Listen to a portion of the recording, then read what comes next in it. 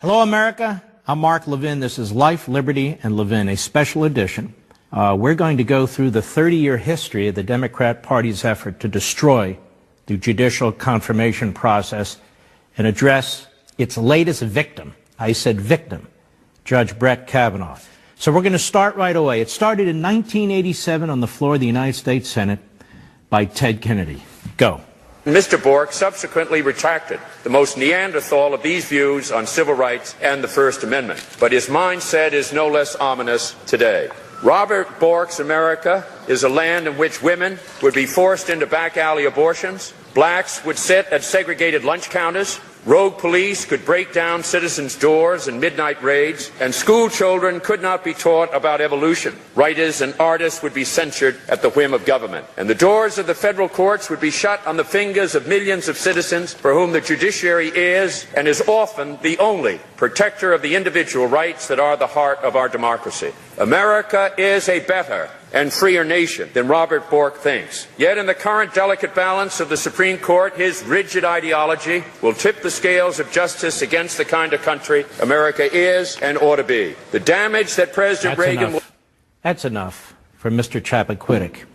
The attack, the smear, the character assassination on Judge Robert Bork, one of the smartest lawyers ever, one of the greatest professors ever, a tremendous circuit court judge, just smeared on the floor of the United States Senate. This began the process where Kennedy, Joe Biden, Dick Durbin, Patrick Leahy, and others, many of whom are still around, serving in the Senate, unleashed this unprecedented, historically unprecedented attack on a nominee. And they weren't done. A few years later, after the hearings were done in the Clarence Thomas case, they struck again with Anita Hill. And here's what Clarence Thomas had to say about that at the time. Go.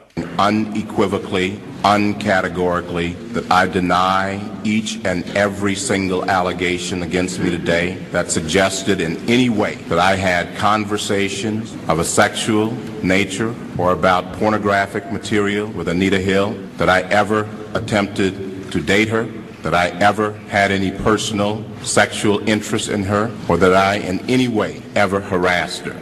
Now let's stop right there. Notice, America, the Democrats today keep talking about old white men who dare to raise questions, that is, Republicans on the Senate Judiciary Committee, about the latest accuser. Well, there's Clarence Thomas. He's no old white man. He's a young African-American, 1991, during his confirmation, questioned by old liberal white men, set up to be smeared and destroyed. Go ahead. And I think, more important point, I think that this today is a travesty. I think that it is disgusting. I think that this hearing should never occur in America. This is a case in which this sleaze, this dirt, was searched for by staffers of members of this committee, was then leaked to the media, and this committee and this body validated it and displayed it prime time over our entire nation. How would any member on this committee, any person in this room, or any person in this country would like sleaze said about him or her in this fashion? All right. And he went on to call it a high-tech lynching, which is exactly what it is. There was a piece by the late, great columnist Robert Novak. We'll call those first two Exhibit 1 and 2. Here's Exhibit 3. And it was at CNN.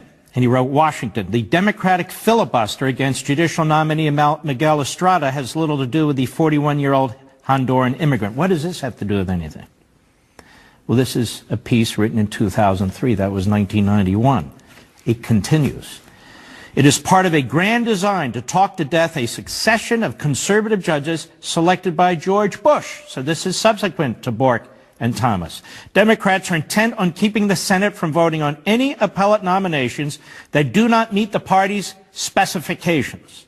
The extraordinary design, without precedent in 2 centuries of judicial nominations, was launched January 30th, 2003 in the office of Senate Minority Leader Tom Daschle.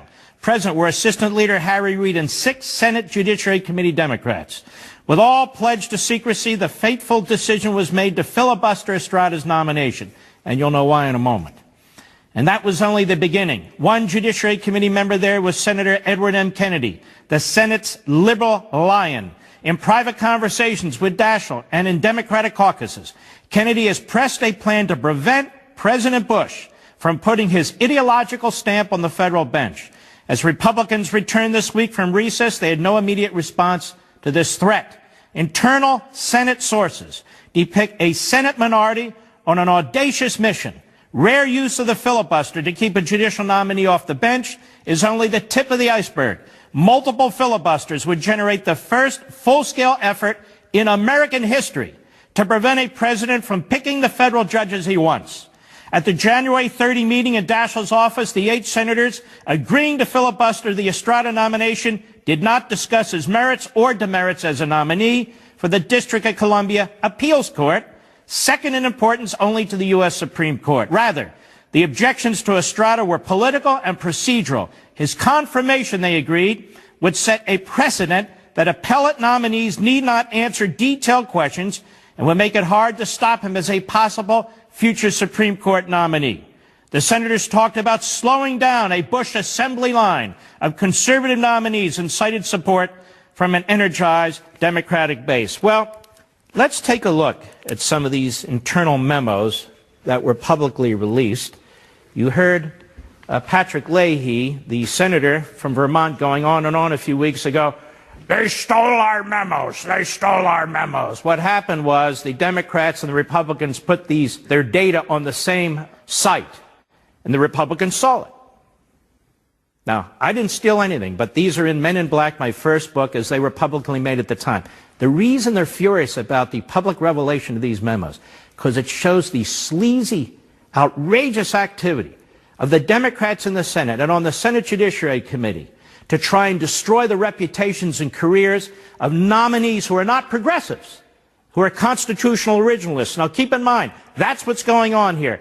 As I've said before, progressivism and constitutionalism do not work together because the progressive model is to destroy the constitutional model. And for the left, the Supreme Court isn't a court. It's in many ways a Politburo. And they insist on controlling the Politburo. Why? Well, Woodrow Wilson tells us why, one of the first so-called progressive intellects. What did he say? He said, we must control the courts, and they shall control the future society. And in effect, they must rewrite the Constitution. That's what's going on here. The Democrats don't mind a quote of 3, maybe 4 constitutionalists on the court, but that's it. That's their holy grail. They will destroy anybody, any human being, who dares to say that I will uphold the Constitution, because that is what they don't want. Here are some of the internal memos. You can see June 21, 2002, to Senator Kennedy, Schumer, Durbin, Cantwell, and its strategy of judges. In addition, you can see timing of hearings. The consensus is to make Priscilla Owen, who is a nominee to a circuit court, the big fight for July 18th. And they go through. Miguel Estrada will be more difficult to defeat given the sparseness of his record. Next. Another one. July 18th. Priscilla Owen again. Miguel Estrada again. They have a real hate-on for Estrada. You're about to find out why in a moment.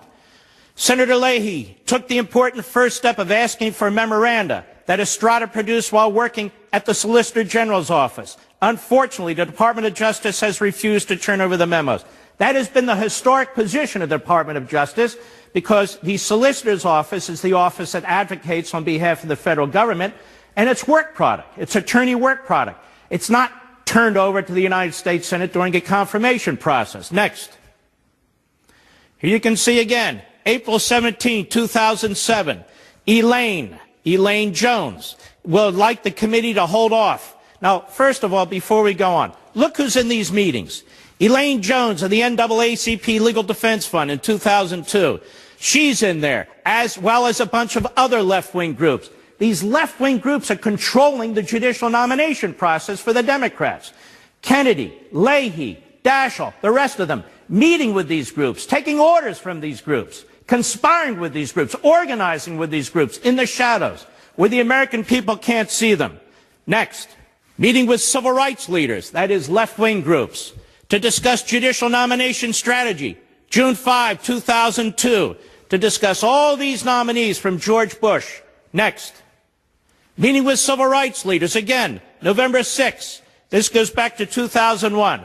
The groups would like to postpone action on these nominees until next year, when presumably the public will be more tolerant of partisan dissent.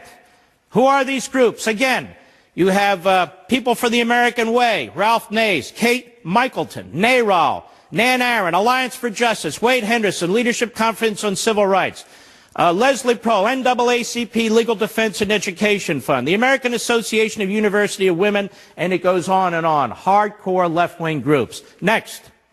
Here we have another meeting. This one was November 7, 2001. Check it out. They also identified Miguel Estrada as especially dangerous because he has a minimal paper trail, he is Latino, and the White House seems to be grooming him for a Supreme Court appointment. In other words, you gotta kill off this guy because he's Latino, he's smart, he's in the solicitor's office at the Department of Justice, he doesn't have a long paper trail that we can use against him, and if he gets on the D.C. Circuit, he may wind up on the Supreme Court as the first Latino Supreme Court justice. Incredible. Next. Kennedy behind the whole thing. Biden, Leahy, Durbin, and the rest. Next. Again, you can see who was in attendance. Daschle, Reid. And what are they focused on? Feinstein, Schumer, Edwards, Durbin, Leahy, Estrada. They got to kill off Estrada, the first Latino that might be on the Supreme Court. Next. Well, you get the picture. And that's what these memos show. They show that the Democrat Party has hijacked the judicial nomination process over the last 30 years. That their left-wing groups have hijacked the judicial nomination process from the American people. And they may let a justice through here and there who's nominated by a Republican, but the fact of the matter is they are going to crush anybody who they believe might change the balance of power. What are we talking about here? We're talking about Republican presidents like Donald Trump who are nominating people who want to follow the Constitution, people who want to adhere to the Constitution. Now, the left talks about judicial precedent. You got to follow judicial precedent. They don't mean it. If there's judicial precedent they don't agree with, they blow it off. But if they're right, judicial precedent, Dred Scott, the slavery case, do they think that judicial precedent should have been followed? Plessy versus Ferguson, separate but equal. Do they think that judicial precedent should have been followed? Korematsu, the FDR case, Japanese Americans, internment camps.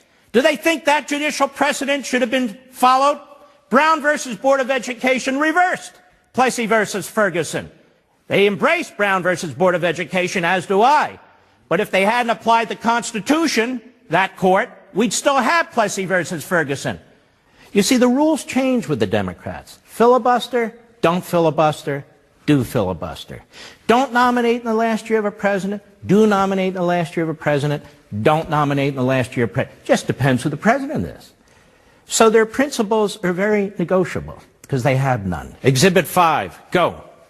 It is my view that if a Supreme Court justice resigns tomorrow or within the next several weeks, or resigns at the end of the summer, President Bush should consider following the practice of a majority of his predecessors and not name a nominee until after the November election is completed. But it looks like Joe Biden, now vice president at the time, and his boss, President Obama, took a different position when Obama was president. This is from CBS News, March 16, 2016, Exhibit 6. Go. I ask that they confirm Merrick Garland now to the Supreme Court so that he can take his seat in time to fully participate in its work for the American people this fall. He is the right man for the job. So Antonin Scalia, unfortunately, passes away, and they want to put their guy in. A few years before, they said, no, you can't do that. Bush can't do that at the end of his term. Only Obama can do that, you see. But it gets even worse. Chuck Schumer, remember his name on all those memos?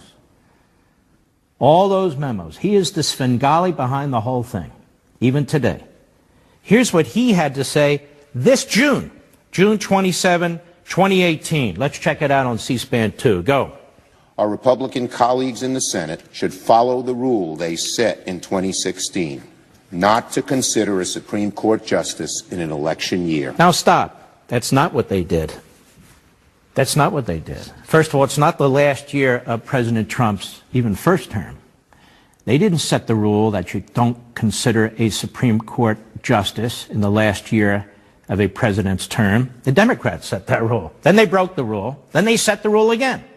And if Schumer's right, which he never is, that would mean that the only time you can consider a nominee to the Supreme Court of the United States is basically every other year. Now that's preposterous. Nobody agrees with that.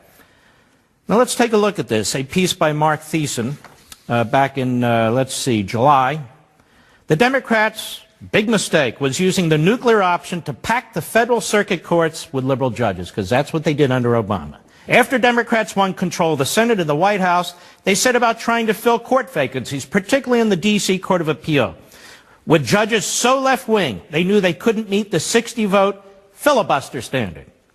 When Republicans, following the precedent Democrats had set, filibustered some of President Obama's nominees, the Democrats, again, broke precedent and eliminated the filibuster for all but Supreme Court nominees. Now remember those memos I showed you earlier? They were filibustering circuit court nominees. Then they eliminated the filibuster for circuit court nominees to ram through as many of their judges as they could under Obama. The short-term game of going nuclear was immense. Obama flipped most of the circuit courts from conservative to liberal majorities, including the D.C. Circuit. They did more than that on the D.C. Circuit, the second most powerful court in America. They added 2 more seats.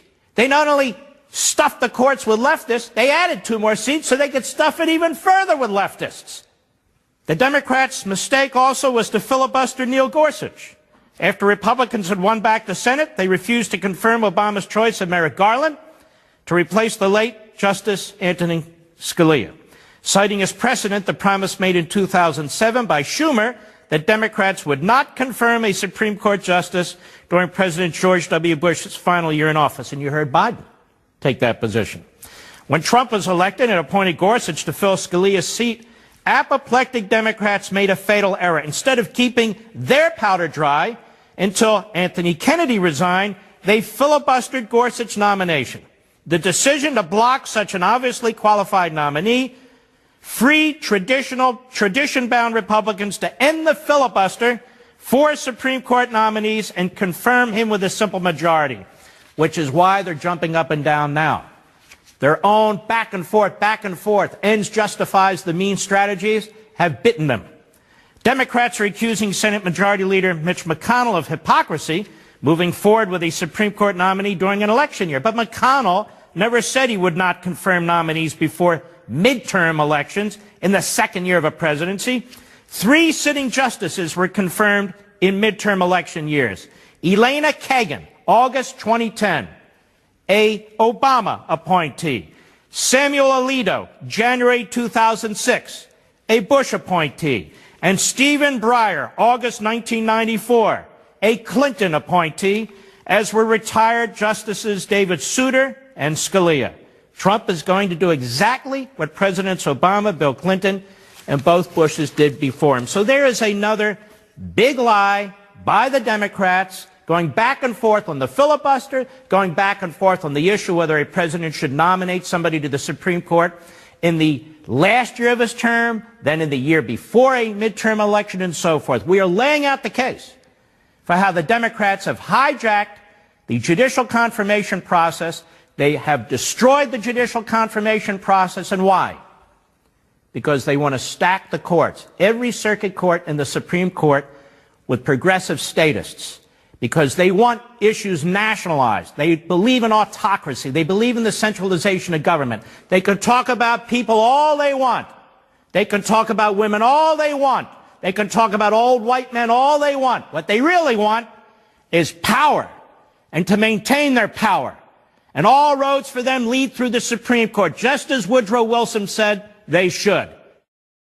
Originally, there were very few hearings for Supreme Court nominees. Early in our history, right up through the 1800s into the 1900s, they began in earnest after really the 1960s. You can even look and you can see that many Supreme Court justices were confirmed on voice votes. That is, not even roll call votes. I'm not sure I actually support that sort of thing.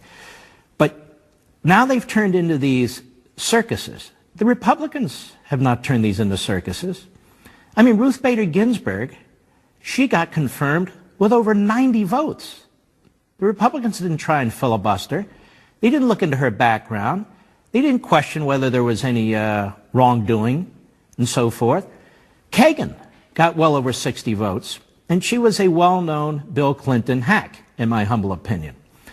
They didn't go after these people for that. Stephen Breyer, longtime staffer for Kennedy on the Senate Judiciary Committee, did they destroy him? Did they trash him? This is a one-way street. And it's about damn time the Republicans stand up to it. We don't need to listen to lectures by leftists about the rule of law. For the most part, they don't believe in the rule of law. I'm showing you they don't believe in the rules. We don't need to listen to leftists about women's rights. Last time I checked, we're all born of women, including white males. And you know what? I love my mother, I love my wife, I love my daughter, and I love my granddaughter. And I don't need to hear from leftists about what women believe. I hear from my own women in my own life about what women believe. And we'll continue to go on here, but the fact of the matter is the left tries to generalize these hearings so to try and make you believe that they stand for minorities, that they stand for women, that they stand for equal rights. Let me tell you something. They stand for a post-constitutional America. They stand for big centralized government. They stand for an all-powerful Supreme Court, and they will never, ever willingly let go. Obama's judges leave liberal imprint on U.S. law. This was a Reuters piece as he was leaving office. Of the 13 appeals courts under the Supreme Court, nine now have a majority of Democratic appointees, compared with one when Obama took office, according to research carried out by Russell Wheeler, a scholar at the Brookings Institution in Washington. In addition to appointing 2 Supreme Court justices and dozens of district court judges, Obama appointments now make up 55 of the current 168 appeals court judges, according to the judiciary. Obama's current total of 323 district and appeals court appointments, most of them district court judges, is similar to the tallies achieved by only recent 2-term presidents. The difference is he's put hardcore ideologues in the federal judiciary. And this is what they're protecting. The federal appeals court in Washington, D.C., which we've been talking about, is another where the balance of power has been flipped. Often known in legal circles as the second highest court in the land because it hears important cases concerning the federal government. The U.S. Court of Appeals for the District of Columbia was dominated by conservatives 6-3 when Obama took office. Now it's dominated by leftists 7-4. 6-3, 7-4. 6 and 3 is 9, 7 and 4 is 11. Remember what I said? They added 2 judges. It is the greatest power grab by the Democrats on the court since FDR tried to pack the Supreme Court. It's even greater because FDR failed. And you know what happened when FDR tried to pack the United States Supreme Court? His own vice president, who'd been Speaker of the House sometime before, worked behind his back to block it.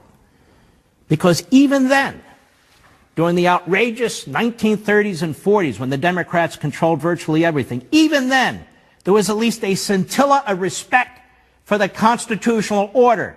So they would not permit FDR to expand the number of justices on the Supreme Court. But of course, anything goes now with what the Senate Judiciary Committee does. I want to point out a couple of other things here, too. Let's move on to Kavanaugh. I have a little list in my hands here. It's a list of 25 individuals who President Trump said, should he be elected, would consider for the Supreme Court of the United States. It was originally 21, and he added 4. You know whose name is on here among them? Brett Kavanaugh. Brett Kavanaugh. So it was known for a long time that Brett Kavanaugh might well be one of the individuals the President of the United States chooses to serve on the Supreme Court of the United States. It's been known. So anybody who was concerned about Brett Kavanaugh has actually had several years to raise those concerns, haven't they? Several years to raise those concerns. But they didn't raise those concerns in several years. Why is that?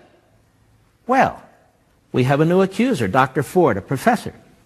Luckily, her name isn't Juanita Broderick, or they wouldn't care. Luckily, her name isn't Paula Jones, or they wouldn't care. Luckily, her name isn't Kathleen Willey, or they wouldn't care. Luckily, her name isn't Mary Jo Kopechne, or they wouldn't care. No. Suddenly they care. So we have a hearing in the United States Senate. The hearing is completed.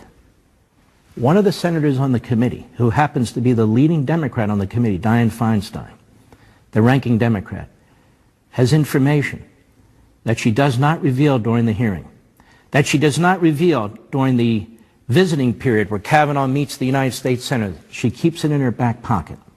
She doesn't want it, that information, to be known during the hearing process. She doesn't want it to be tested during the hearing process. So she sits on it, and she waits. And what exactly was she waiting for? And what exactly did the accuser accuse the nominee? Now, July 6, 2018, the accuser, Ford, contacts the Washington Post through a tip line when it became clear that Kavanaugh was on the short list of possible SCOTUS nominees. Fact is, he's been on the list for some time. July 30, 2018, she sends a letter to her local congresswoman. And then that congresswoman sends it to Dianne Feinstein. Early August, the accuser, Ford, engages a known left-wing Democrat activist lawyer, Deborah Katz. And she's been known for her work on sexual harassment cases and so forth. And she has Ford take a polygraph in her office. Late August, Ford decided not to come forward, calculating that doing so would, she said, upend and probably her life. And why suffer through that kind of annihilation, she's reportedly said. September 12th, The Intercept reports that Feinstein had a letter describing an incident involving Kavanaugh and a woman, allegedly, while they were in high school, that Feinstein was refusing to share it with her Democrat colleagues. I don't believe that for 2 seconds. Feinstein released a statement that was ambiguous, but already began the smear campaign against Brett Kavanaugh. September 13th, the FBI redacted Ford's name and sent the letter to the White House to be included in the Kavanaugh background file. And keep in mind, Kavanaugh has had background checks 6 times, and this never came up. And they're absolutely clean. Absolutely clean. So it never came up. Now, September 14th, the New Yorker reported the letter's contents, but did not reveal Ford's identity. September 16th, accuser Ford came forward to the Washington Post after multiple outlets reported on the letter. This is somebody who doesn't want to be public, but has an affinity for talking to the media. September 17th, speaking to CBS News, Morning News, Ford's attorney Deborah Katz said Ford hopes to help the committee get a more complete picture of her allegations. My client will do whatever is necessary to make sure that the Senate Judiciary Committee is the full story. September 18th, the FBI needs to conduct the investigation. September 17th, Schumer demands that the FBI get involved. September 18th, Ford demands that the FBI get involved. Now, their position is, well, it doesn't have to be the FBI. We need a formal investigation. You know who the accuser's real lawyer is, right? It's Chuck Schumer. I showed you those memos earlier. They're orchestrating the whole thing. Have you noticed every Democrat says virtually the same thing? They get before the cameras, they say virtually the same thing, and it's always political, and the accuser's always right, and they believe the accuser. And remember, this jury of Democrats already said that they would vote against Kavanaugh. So the Democrats timed this thing. Then they want to know why the Republicans are in a rush. But of course, the fact that the accuser withheld the supposed information for decades, and withheld it right up to really, essentially, a few months ago, that's not allowed to be questioned. And now, the accuser, Ford, and her lawyer are insisting that the elements that they require for her to appear before the committee be accepted before she will appear before the committee. She will not come on Monday. She insists that Kavanaugh not be in the same room. She insists on a fair system that's set up. I have never seen anything like this, where an accuser, without any other information, gets to tell the United States Senate how the hearing is going to be conducted for a nominee to the Supreme Court of the United States. Let me tell you a little secret here. The victim here is Brett Kavanaugh. The victim here is the Kavanaugh family, his wife and his little girls. The victim here, the Kavanaugh parents, his mother and his father. to have to be put through this. This is an absolute disgrace, what's been done at the last minute. And the Democrats don't care. They didn't care with Bork. They didn't care with Clarence Thomas. They didn't care with Estrada. It's all about power and holding the court. And I'm going to explain to you soon why it is an absolute disgrace. Judge Brett Kavanaugh, judge for 12 years, 6 background checks, all kinds of media examination, left-wing groups in the shadows trying to find reasons to destroy him. Found nothing. An accuser comes forward after the hearings are over. She doesn't know where the events she claims took place. She doesn't know when the events exactly took place. She doesn't know if there's corroborating witnesses or really any sort. The information is really almost completely lacking. And yet we are to believe the accuser, otherwise you hate women. Nobody hates women. We hate what the Democrats are doing to our country and what they're doing to the judicial process. That's what we hate. Even before there's been a vote in the Senate Judiciary Committee on the nomination of Kavanaugh to send him to the Senate floor, they're already talking about impeaching him. They're already talking about impeaching him. This guy, Senator Sheldon Whitehouse, a trust baby. He's a senator from Rhode Island. I want you to listen to what he has to say on CNN. This is Exhibit 13. We've already done 12 exhibits. Go. First of all, there's a factual dispute here, which is that she said that young Kavanaugh molested and assaulted her, and he says that he didn't. There was a witness in the room who has never been subjected to a proper investigative effort of any kind. He has not been interviewed. He has never said anything under oath. Let's stop. Nor has she.